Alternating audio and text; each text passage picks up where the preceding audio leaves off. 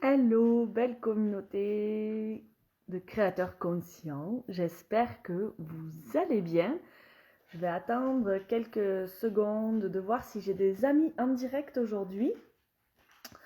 Le sujet de cette vidéo que j'ai intitulée Déclic, c'est sur le pouvoir de choisir.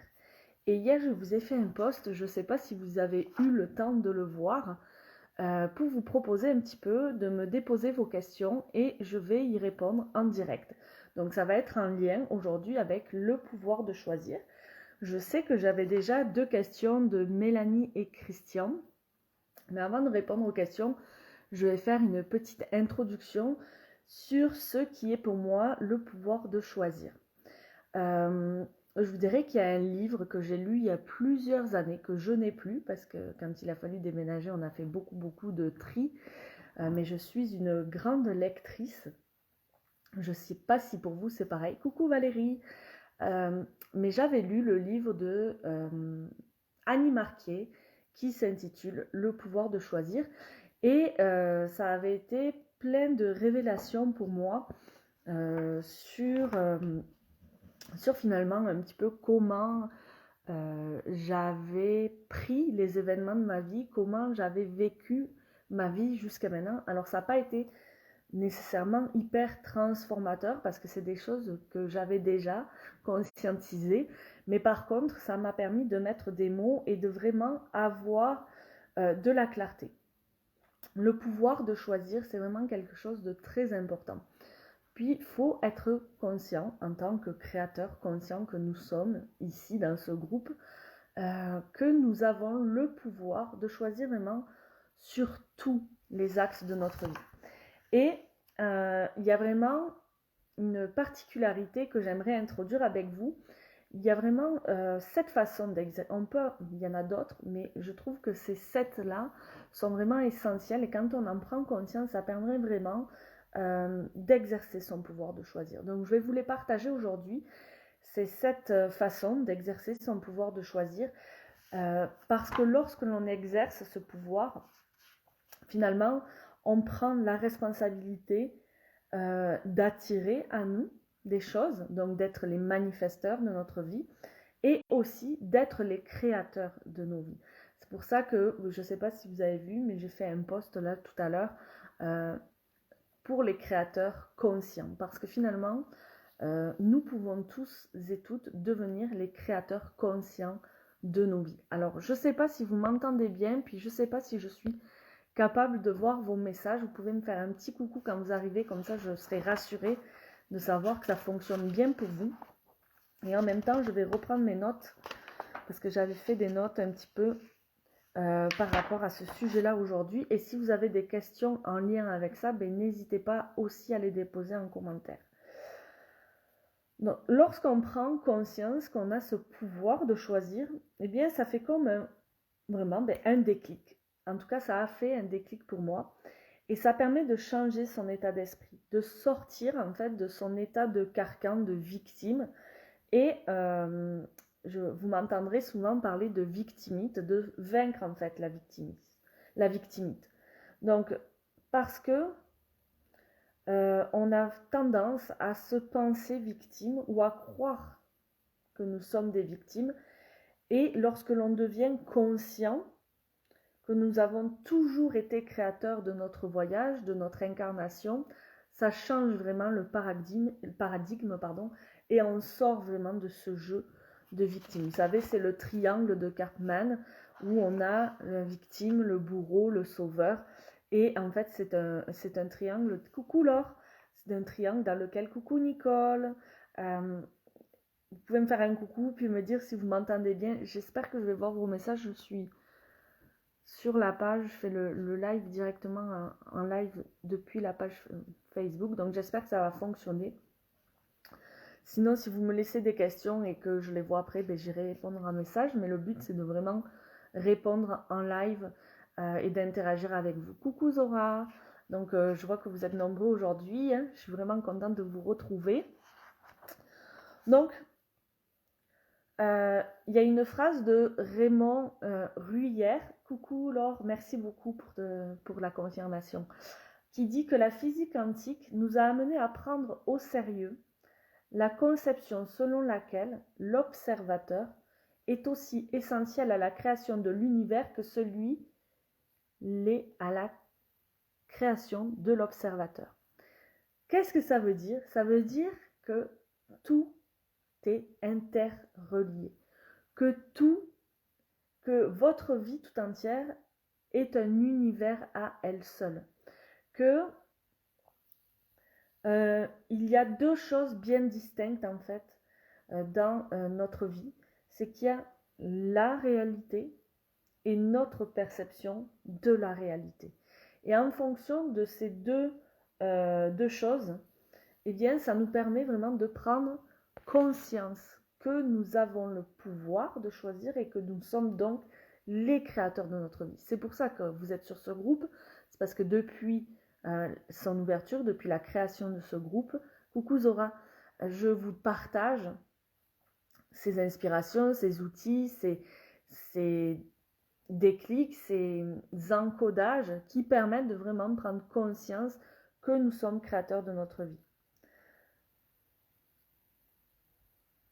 Et que nous avons donc le pouvoir de choisir et que c'est par le pouvoir de choisir que nous devenons créateurs de notre vie.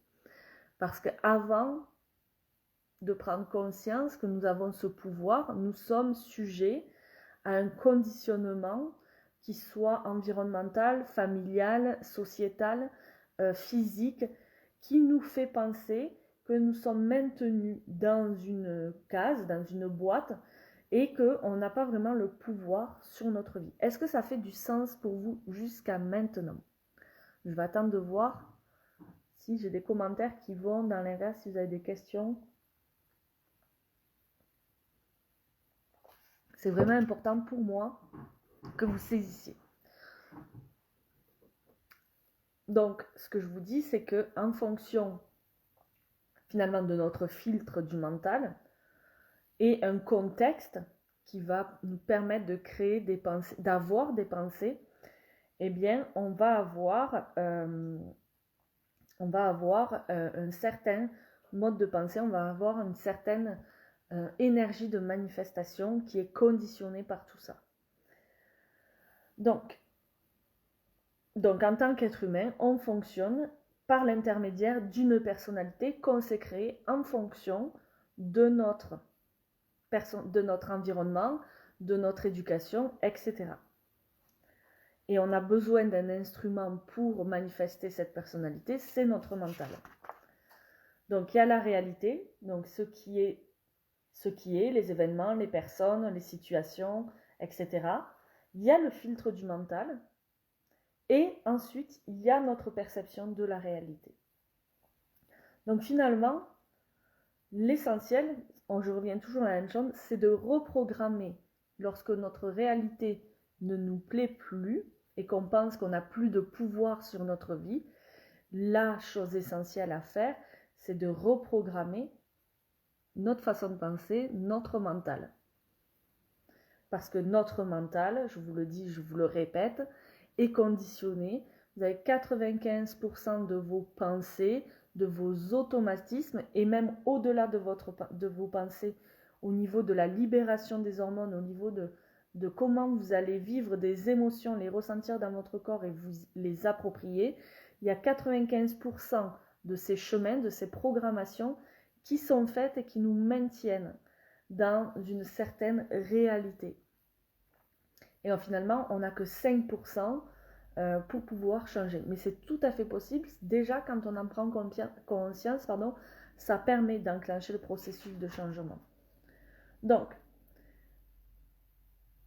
toucher en fait à notre pouvoir de choisir et d'être vraiment les créateurs conscients de notre vie, c'est prendre conscience que nous sommes conditionnés à 95%. Et ce n'est pas une fatalité, parce que nous sommes nés pour l'évolution, nous sommes nés pour le changement, pour la croissance, pour la transcendance, et les 5% qui nous restent de disponibles sont les 5% précieux par lesquels finalement votre âme va communiquer avec vous. Donc on sort de ce jeu de victime, on sort de ce filtre du mental pour acquérir le pouvoir de choisir. Et donc les 7 façons d'exercer son pouvoir de choisir, on peut déjà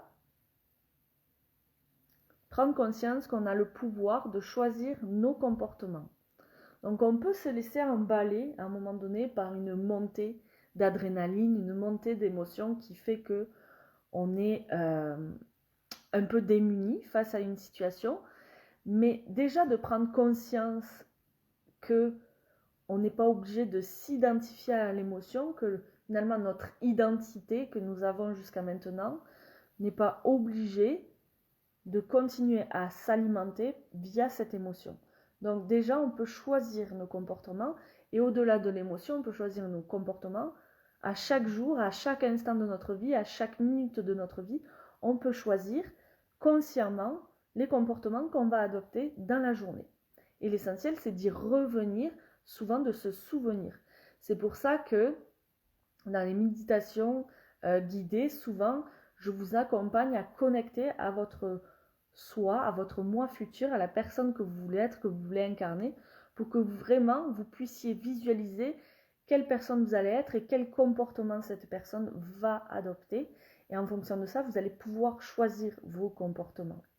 La deuxième chose, c'est qu'on peut choisir notre niveau d'engagement, au niveau des pensées qu'on entretient toute la journée, au niveau des actions que l'on fait le long de la journée, au niveau des rituels, en fait, au niveau de ce que l'on fait durant la journée.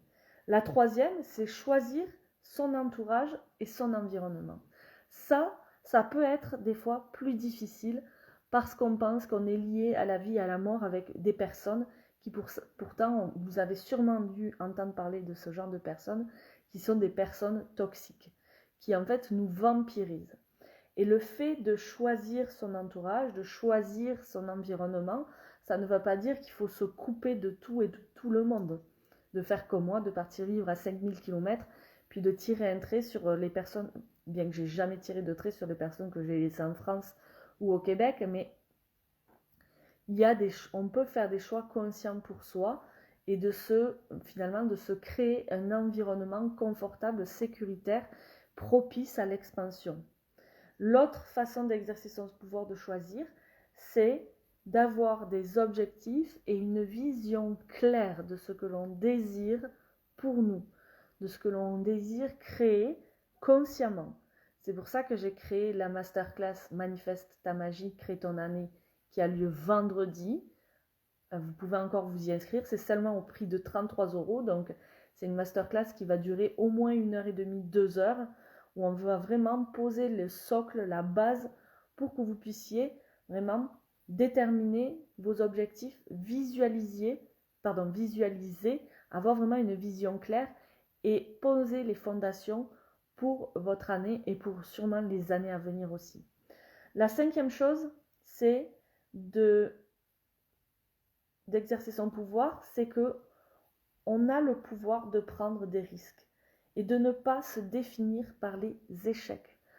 Ce qui m'a redonné énormément de pouvoir, parce que je vous l'ai déjà dit aussi, mais pour les personnes peut-être qui sont pour la première fois en live avec moi, moi j'étais quelqu'un qui était incapable de choisir ce qu'elle voulait manger au resto. Je ne savais rien de ce que je voulais dans ma vie, mais absolument rien. Et en fait, de prendre des risques, eh bien, c'est exercer aussi son pouvoir de choisir. C'est reprendre son pouvoir. Et c'est faire des essais et des erreurs. Et c'est pas grave de se tromper, parce que finalement, c'est dans l'expérience qu'on apprend. Qu'on va apprendre ce qui est bon pour nous, ce qui n'est pas bon pour nous. Donc, il faut oser prendre des risques. Moi, la plus belle chose que j'ai vécue, c'est de sauter en parachute. J'ai passé mon brevet de parachutisme, donc j'ai fait un saut en tandem avec quelqu'un derrière moi qui me tenait. Puis après ça, j'ai décidé de passer mon brevet de parachutisme. Et en fait, ça a été l'un des plus grands cadeaux que j'ai pu faire, que j'ai pu me faire en tant que créatrice consciente, parce que j'ai osé prendre des risques, j'ai osé sauter d'un avion à 4000 mètres d'altitude et recommencer. J'ai osé sauter avec un parachute que j'ai moi-même plié, en sachant qu'il y a une technique particulière pour plier un parachute et être sûr, voilà, qu'il va bien s'ouvrir. Mais c'est ça la vie, c'est oser sauter de l'avion, c'est oser prendre des risques, même si ça paraît pas naturel. C'est pas du tout naturel de sauter d'un avion à 4000 mètres d'altitude, et pourtant, il y a plein de gens qui le font, et en fait, c'est vraiment un grand dépassement. Alors, je ne vous dis pas d'aller faire du saut en parachute forcément, mais peut-être oser prendre des petits risques. Ça peut être pour des personnes qui, comme moi, ne savaient même pas ce qu'elles voulaient manger au resto, ou qui n'osaient même pas goûter des choses nouvelles, c'est commencer à goûter des choses, de la nourriture qu'on n'a pas l'habitude de voir, qu'on n'a pas l'habitude de manger, et oser goûter et prendre le risque que ce soit dégueulasse. C'est pas bon, mais au moins on aura fait l'expérience. Et au niveau du cerveau, ça crée en fait une connexion, ça crée finalement euh, un message, une case dans laquelle, une boîte dans laquelle il est dit que prendre des risques, ça ne nous tue pas et ça nous rend plus forts. Et en fait, il ne faut pas se définir par ses échecs, mais bien par la détermination et le courage qu'on aura eu d'oser. Donc ça, c'est vraiment important aussi de prendre conscience que vous avez un pouvoir d'exercer votre pouvoir de choisir par le fait de prendre des risques, d'oser essayer. Coucou Mélanie, toi t'arrives, en tout cas moi je te vois maintenant, suite à notre conversation de demain, ça peut peut-être faire du sens, c'est faire des essais. On ne sait pas ce qu'on aime, mais c'est pas grave, on va essayer. Même si ça fait peur, on essaye. Parce que tout ce qui ne nous tue pas nous rend plus forts et crée des expériences et crée des connexions au niveau de notre cerveau. Et on va pouvoir identifier ce qu'on aime, ce qu'on n'aime pas, ce qui nous fait vibrer, ce qui ne nous fait pas vibrer et vers quoi on veut avancer. Et à force d'essais-erreurs, de tests, on va pouvoir avancer tranquillement.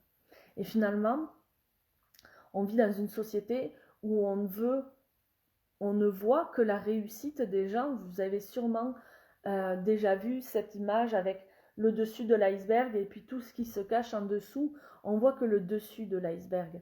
Mais en fait, pour savoir qui on est, pour reconnecter à notre essence, faut faire des tests, faut essayer. Quand on ne sait pas du tout, il faut aller vers soi par l'expérimentation, même s'il y a des choses qui nous font peur. Donc tu pourras regarder en arrière, Mélanie, si tu arrives tout juste, tu sais, je parlais de l'expérience, d'oser en fait essayer, même si ça fait peur, et de ne pas se définir par les échecs, mais vraiment de se définir plus par la détermination qu'on a eue à essayer, par le courage qu'on a eu. J'ai un autre exemple que je peux vous proposer aujourd'hui, que j'expérimente, c'est le froid. Bon, ben évidemment, je vis au Canada, on a passé une semaine à moins 40 degrés, l'expérience du froid, je l'expérimente souvent. Mais par contre, c'est que, ça c'est pareil, on nous maintient dans un confort chaleureux, on a la chance de vivre dans des maisons chauffées. Alors je sais que ça devient plus compliqué peut-être pour certaines personnes avec l'augmentation de l'électricité, puis les coupures électriques qu'ils font dans certains pays. Mais en fait, le froid, c'est quelque chose qui a vraiment, alors non seulement des propriétés thérapeutiques au niveau du corps, au niveau de nos cellules, qui va permettre de régénérer des cellules, d'activer notre système immunitaire, mais en plus, qui a un effet vraiment de test sur notre façon de déterminer, notre détermination et notre courage. Donc ce que je vous propose, c'est de prendre des douches froides ou des bains froids. Moi, je me suis beaucoup baignée dans des rivières glacées ici au Canada. Mon mari était incapable d'y mettre un orteil. En fait, pour plonger dans l'eau froide, il ne faut pas réfléchir. Il faut y aller, il faut sauter. Il ne faut pas y aller, ok, je mets un orteil, puis deux, puis trois, oh, c'est froid, c'est gelé, non, j'y vais pas. Non, on y va, on saute. Et ça ne va pas nous tuer. Au contraire, ça nous rend plus forts, ça augmente notre système immunitaire, ça accroît nos lymphocytes T. C'est extraordinaire les vertus que ça a. Et en fait, c'est ça, oser. C'est y aller. Même si ça paraît ne pas être confortable, ça n'a pas besoin de durer 3 heures. Moi, je ne reste pas 3 heures sous ma douche froide. Ça dure 20, 30 secondes, 1 minute, où je vais vraiment éteindre l'eau chaude et me doucher à l'eau glacée. Ça permet de créer des connexions au niveau du cerveau. ça permet aussi de se reconnecter à soi. Donc une expérience à vivre, si vous ne savez pas par quoi commencer pour oser prendre des risques, ben, peut-être que vous pouvez commencer par là. Ensuite, la sixième façon d'exercer son pouvoir de choisir, c'est de choisir notre avenir. C'est de créer sa vision. C'est d'avoir une vision claire. Et en fait, c'est de se permettre de rêver. Parce que ça aussi, moi, j'étais quelqu'un qui n'avait aucun rêve, qui n'avait aucune ambition, parce que j'ai eu une éducation où on m'a toujours dit, ça c'est pas possible, ça c'est trop cher, non ça tu peux pas y aller, ça c'est trop loin, non ça c'est pas pour toi, oh ça toi t'es pas faite pour ça, oh gna gna gna. Et finalement, ça a bloqué ma capacité à à faire des rêves, à avoir de l'ambition, à avoir une vision. À partir du moment où j'ai eu une vision claire de mon avenir, de ce que je voulais avoir, j'ai pu exercer un pouvoir de choisir. Parce qu'on fait des choix en conscience en fonction de cette vision. Donc encore une fois, si vous n'êtes pas encore inscrit à la masterclass de vendredi, crée ton année avec Manifeste ta magie, inscrivez-vous, c'est seulement 33 €. Vous allez vraiment, c'est ce qu'on va faire, on va vraiment définir une vision claire de notre avenir. Donc pour l'année à venir, on va pouvoir commencer à poser les bases de notre avenir, mais en fait, on va aller beaucoup plus loin là-dedans. Donc si vous n'êtes pas encore inscrit, inscrivez-vous. Si vous ne pouvez pas être en direct, c'est pas grave, elle sera enregistrée, vous aurez un replay, vous aurez accès en fait à moi pour poser des questions, si vous avez besoin de poser des questions, s'il y a des exercices ou des choses comme ça, ou des intégrations énergétiques avec lesquelles vous bloquez, je serai disponible même après la masterclass. Donc, ça c'était la sixième chose, voir votre avenir. Vraiment créer sa vision de son avenir, c'est super important pour exercer son pouvoir de choisir. Parce que tant qu'on n'a pas une vision claire, on ne peut pas faire de choix conscients en direction de cette vision-là. C'est pour ça qu'on peut se sentir perdu. C'est parce qu'il faut vraiment avoir de la clarté au niveau de sa vision.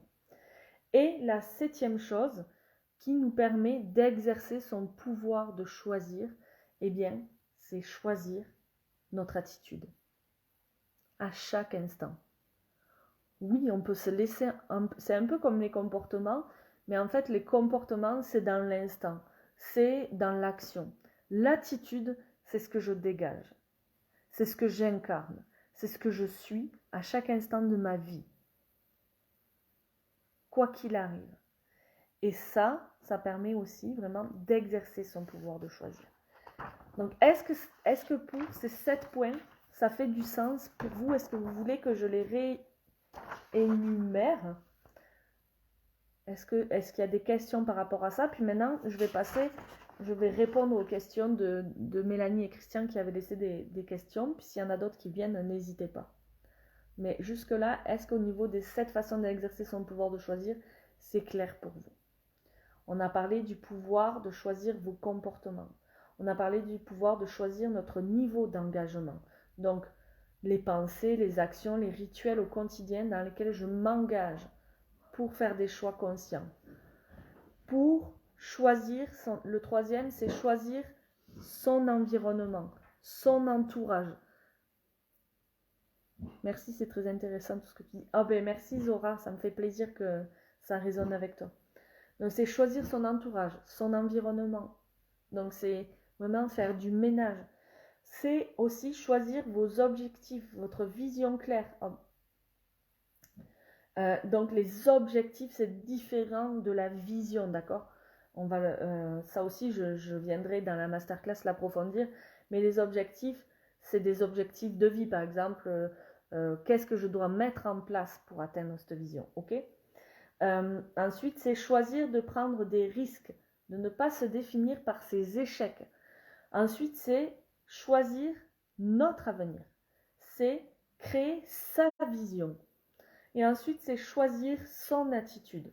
Ça, c'est les 7 choses sur lesquelles vous avez la possibilité d'exercer votre pouvoir de choisir. Maintenant que j'ai résumé, on va passer aux questions. Alors, je ne sais plus parce que je les ai notées, puis je ne sais plus je crois que c'est Christian qui avait posé ces questions-là. Est-ce qu'il y en a qui vous viennent là avec tout ce que je viens de dire? Allez-y, déposez-les.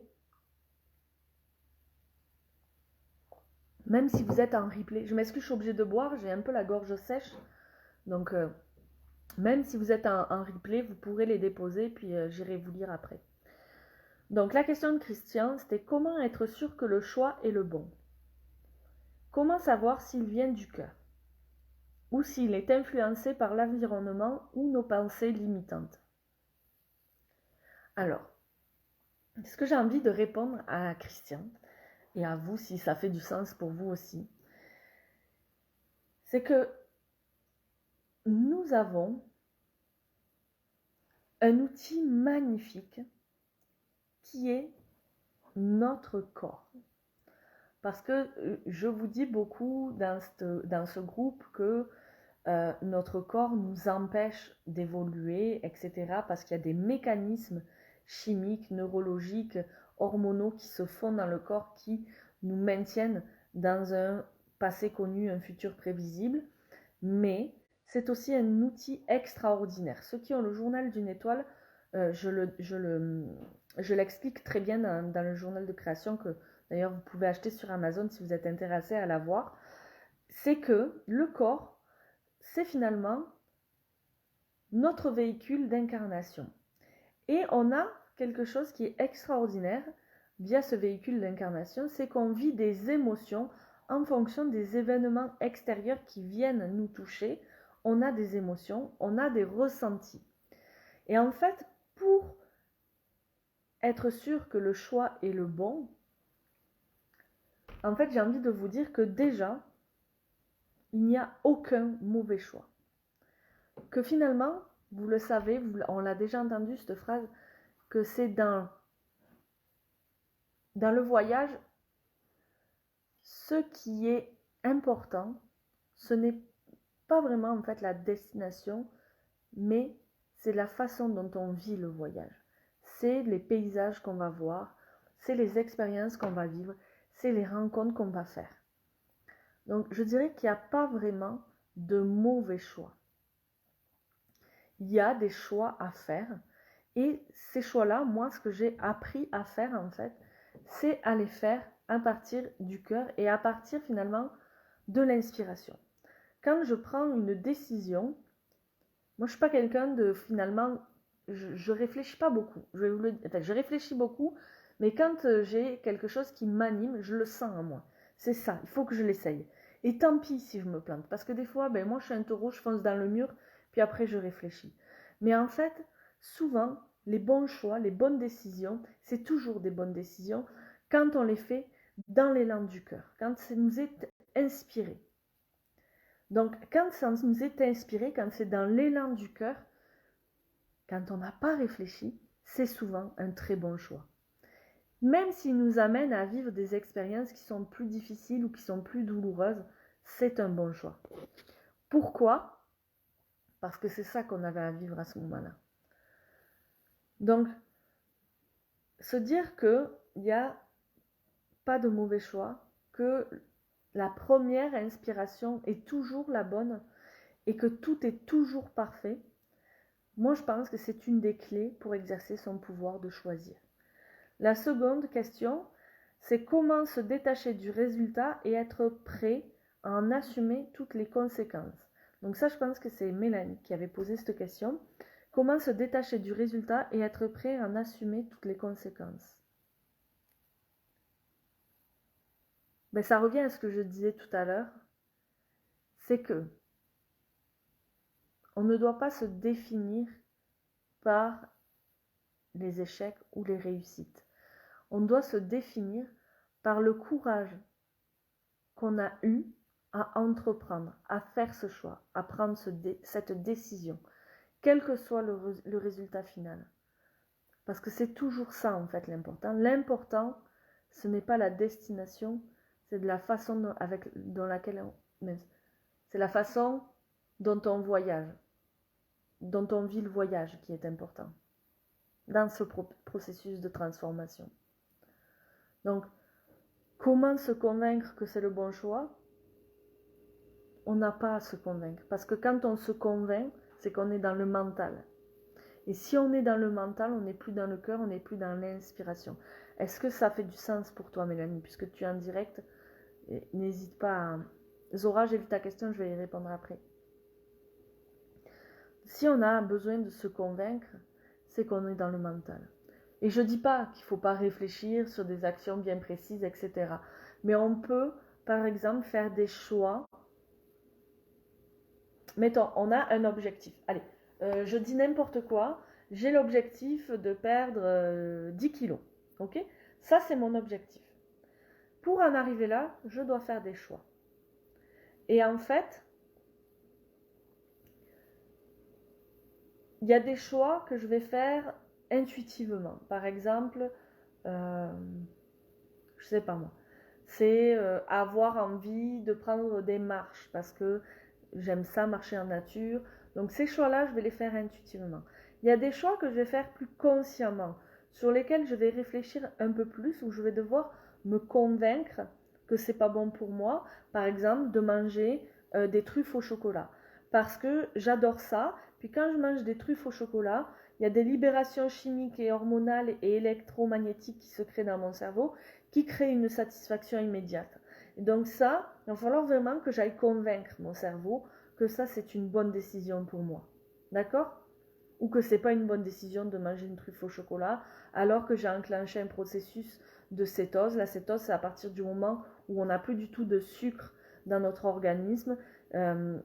Ça crée vraiment une autophagie des graisses, etc., qui est très accélérée. Donc si je mange ce chocolat à ce moment-là, cette truffe à ce moment-là, ça va tout foutre en l'air. Mais il va falloir que je me parle, que j'aille me convaincre, parce que ce processus, que ça me fait du bien, c'est la satisfaction immédiate. Il y a plein de choses qui se passent au niveau hormonal, au niveau chimique dans mon corps, donc je vais devoir aller me convaincre. Et en fait, finalement, ça revient toujours à l'objectif, à pourquoi on veut choisir quelque chose, c'est avoir sa vision. D'accord? Donc quand on a une vision, quand on a un pourquoi, eh bien, on fait toujours le bon choix. Exemple, moi je vais vous parler très franchement. J'espère que je ne serai pas censurée par Facebook. Mais au Québec, on a vécu 2 ans hyper restrictives en termes de tout ce qu'on a traversé tous dans le monde entier, là. Mais il y a eu vraiment des mesures incroyables. On pouvait même plus, parce que bon, ben moi j'ai fait le choix de pas prendre le truc dans le bras. Donc je pouvais même plus aller acheter une ampoule à la quincaillerie. Mes enfants ne pouvaient même plus faire de sport. On a été discriminés, on n'a pas pu aller dans les restaurants et tout ça, etc. Vous connaissez l'histoire. Et en fait, on a choisi de partir du Québec pour ces raisons-là, entre autres, et de vivre ce voyage aussi. C'est ce qui nous a poussé finalement à prendre la décision de vivre ce voyage. Et quand on est arrivé en Alberta, l'Alberta c'est l'une des provinces qui a été la plus... où il y a eu un peu plus de liberté, en tout cas au Canada. Donc quand on est arrivé là, que ça nous a plu et tout, on s'est dit ok, on va s'installer ici. Et parce que j'ai une vision claire pour mes enfants. Je veux qu'ils vivent de façon libre, je veux qu'ils puissent choisir tout le temps ce qu'ils vont faire pour eux, ce qu'ils vont mettre dans leur corps, ce qu'ils vont apprendre à l'école aussi, etc. Donc, ça nous paraissait l'endroit le plus approprié pour vivre à ce moment-là au Canada. Et il y a des fois où je trouve ça hyper difficile parce que le Québec me manque, parce que le Québec c'est vraiment un pays magnifique, parce que j'ai laissé des personnes incroyables au Québec que j'aime énormément. Et des fois, je me demande si j'ai pris la bonne décision parce que ma fille a 16 ans, puis que cet hiver elle est repartie pour les vacances de Noël, elle est allée chez ses amis, puis qu'elle voulait plus revenir parce qu'elle trouvait ça difficile. Donc là, vraiment, oui, je me suis demandé si j'avais pris la bonne décision. Ça a été très dur. Et en fait, de me rappeler pourquoi je suis là, de me rappeler aussi ma vision. L'Alberta, c'est une très belle région qui est en pleine expansion, où on est proche de la nature, où on peut vivre des choses incroyables. Il y a des opportunités qui nous sont offertes ici. Donc quand je me suis reconnectée à ma vision, même si ça me faisait mal de voir ma fille malheureuse ou de vivre du manque dans mes relations, eh bien j'étais convaincue que j'avais pris la bonne décision. parce que j'ai une vision claire de mon avenir.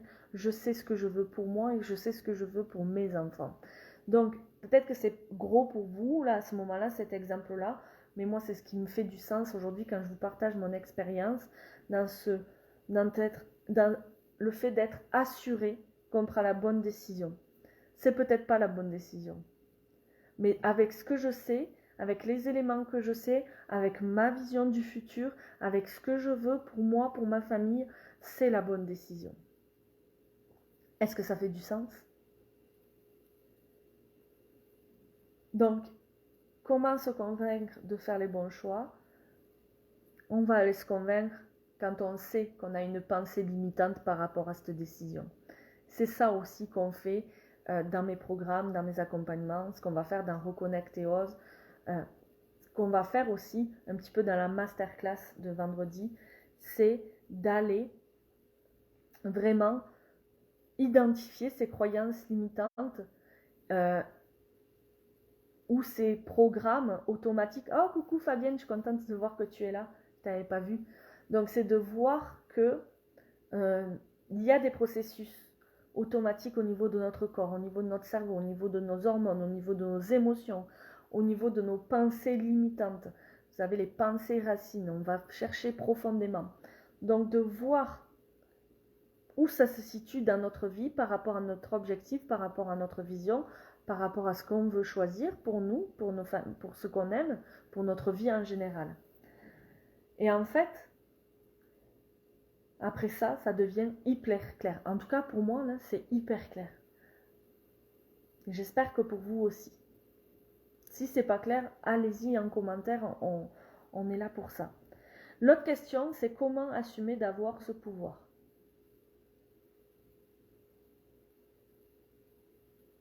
Comment assumer d'avoir ce pouvoir?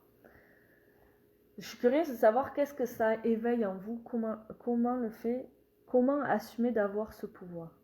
En fait, c'est assumer d'être qui je suis. Assumer d'avoir le pouvoir de choisir que quels que soient les choix que je vais faire, il y aura des bénéfices, il y aura des risques, il y aura des pertes, il y aura des deuils, mais il y aura de l'accroissement, de l'expansion. Quels que soient les choix que je fais, il y a toujours un plus et il y a toujours un moins. Ça, c'est la dualité dans la vie en général. On a toujours un pôle positif et un pôle négatif. Quel que soit l'aspect, la sphère de notre vie, c'est la dualité et on vit dans un monde de dualité. Nous sommes aussi dualité. On a une part de féminin, on a une part de masculin. On a une part de positivisme et une part de négativisme en nous. Ça fait partie de nous. Et en fait, comment assumer d'avoir ce pouvoir, c'est s'assumer complètement. Assumer le fait que on va pas faire tout le temps, on va faire des choix qui vont être plus difficiles à tenir. On va faire des choix qui vont être pour nous bénéfiques, mais qui vont peut-être être négatifs pour certaines personnes de notre entourage. Mais c'est assumer en fait le choix.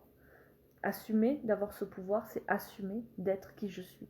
J'ai pas d'autres questions qui me viennent à ce moment-là, réponses, qui me viennent à ce moment-là que celle-là, c'est assumer d'être qui je suis pleinement. Fabienne a dit pouvoir choisir sa vie selon ses envies et ses besoins. C'est pouvoir choisir sa vie selon ses envies et ses besoins, c'est en fonction de qui je suis. Et même si au départ je ne sais pas qui je suis, mais je sens.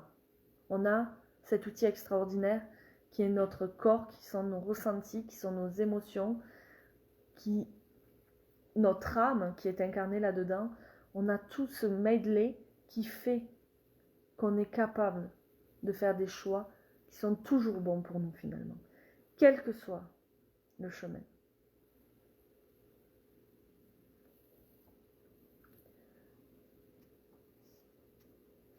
J'avais noté aussi, qu'avons-nous vraiment besoin pour faire des choix? En fait, le choix est lié avec le passage à l'action. On va faire des choix conscients ou inconscients, des choix spontanés, des choix réfléchis, mais en fait, plus on va chercher d'infos, plus on va essayer de se valider intellectuellement au niveau des informations, au niveau des formations, au niveau des livres qu'on va lire, au niveau des formations. Plus on va aller chercher d'infos et moins on va passer à l'action. Et en fait, c'est dans l'action qu'on apprend.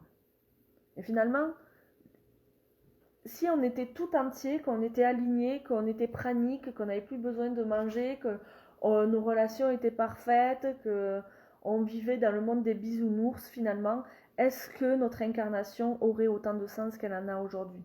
Parce que on est venu ici s'incarner sur Terre pour vivre cette expérience de dualité, pour vivre cette expérience de bonheur et de souffrance, pour vivre cette expérience de magie, de prendre conscience que nous sommes les manifestateurs, que nous sommes des créateurs conscients, que nous pouvons devenir ces créateurs conscients.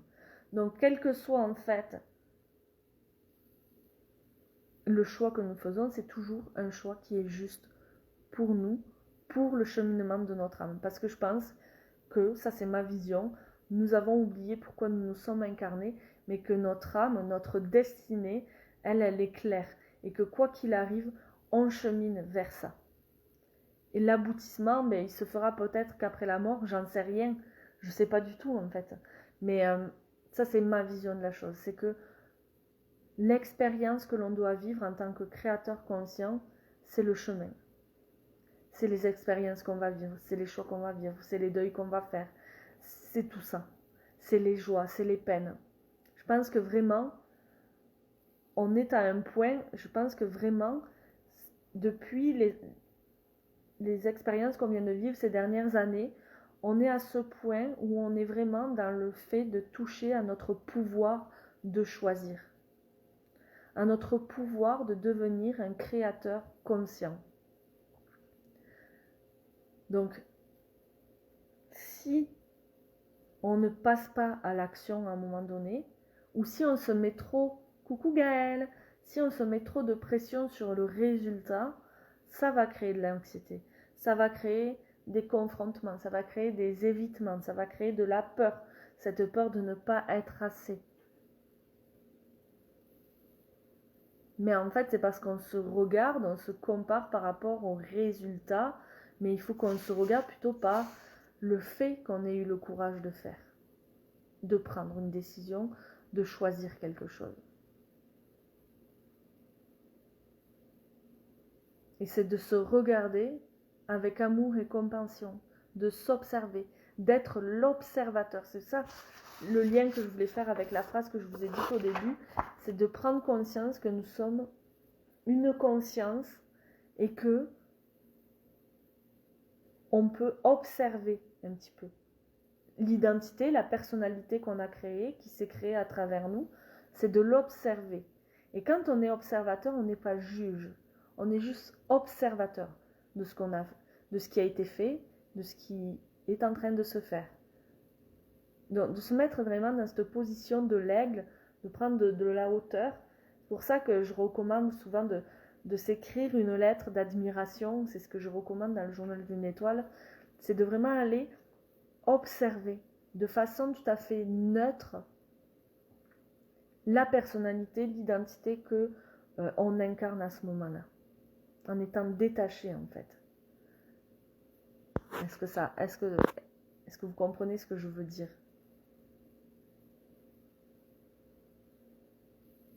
Je bois un coup.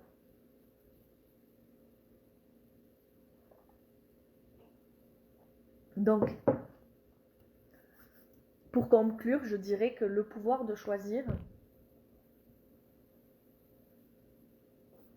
c'est finalement accepter d'incarner pleinement qui nous sommes, même si on ne sait pas qui on est, dans chaque instant, de vraiment être à l'écoute de soi. C'est pour ça que... Et en fait, je sens que c'est vraiment ça, qu'il y a beaucoup de personnes qui sont déconnectées de leur essence, comme je l'ai été et comme je peux l'être encore. Je ne suis pas super humaine, puis vraiment, on est tous et toutes dans le même bateau, sauf que peut-être que j'ai marché le chemin un peu plus avant vous, donc je suis apte à vous délivrer des enseignements, des outils, des prises de conscience, mais tout ce que je vous partage, je suis sûre que vous le savez déjà. Donc c'est pour ça que il y a Reconnecteos qui démarre à la fin du mois de janvier. Ça, c'est un programme d'1 mois où je vous accompagne vraiment, où on va travailler en profondeur pour se reconnecter à son essence, à qui je suis, et pour oser passer à l'action, pour oser être et incarner pleinement.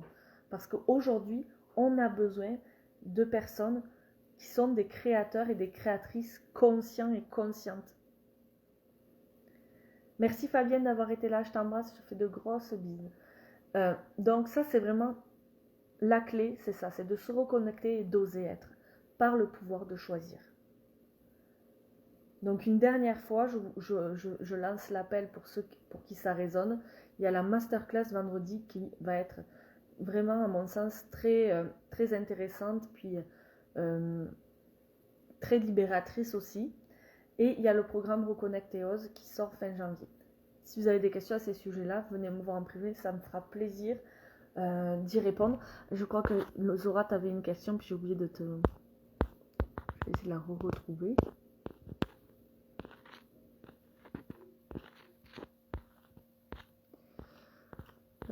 C'était quoi hein? C'était se débarrasser du stress définitivement, je crois, ou un truc comme ça, Zora. Ah oui. Y a-t-il un moyen de se débarrasser du stress définitivement? Ok. C'est pas trop en lien avec le pouvoir de choisir, mais en même temps, un petit peu. Le stress, c'est quelque chose de naturel. Sans stress, on ne survivrait pas. Donc, je pense pas, en tout cas moi je ne fais pas de promesse en ce sens, qu'il y ait un moyen de se débarrasser du stress définitivement. Mais par contre, il y a des moyens d'utiliser le stress à notre avantage. Et aussi, il y a des moyens de se sortir d'un état de stress permanent, chronique. Ça, c'est différent. Puis, il y a plein de facteurs qui rentrent en compte quand on a un stress chronique. Ça peut être l'environnement, ça peut être la santé, ça peut être l'alimentation, ça peut être tout un tas de choses, les énergies qui nous entourent, etc. Donc, en fait, c'est identifier les sources de stress et faire des choix en fonction de l'identification de ces sources de stress et prendre des décisions pour que ça nous crée moins de stress.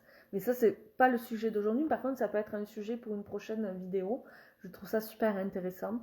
Mais moi, je ne fais pas de fausses promesses en disant qu'on peut se débarrasser définitivement du stress.